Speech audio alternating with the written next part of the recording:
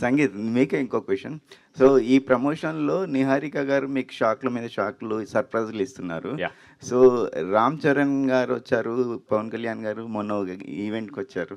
So Ram Charan గారు సడెన్‌గా రావడం మీ అందరికి ఎలాంటి ఫీలింగ్ వచ్చింది? ఆహ్, ఈవిడ యాక్చువల్లీ ప్రీ రిలీజ్ అయిపోయింది సార్. ప్రీ రిలీజ్ అయిపోయి జస్ట్ మేము బయలుదేరుతూ ఇంకా ప్రమోషన్ గ్రూప్‌లో ఈ డిస్కషన్ జరుగుతుంది. ఏంటి, ఏంటి అన్నట్టు సడెన్‌గా ఆవిడ అప్పుడు కాల్ చేశారనమాట.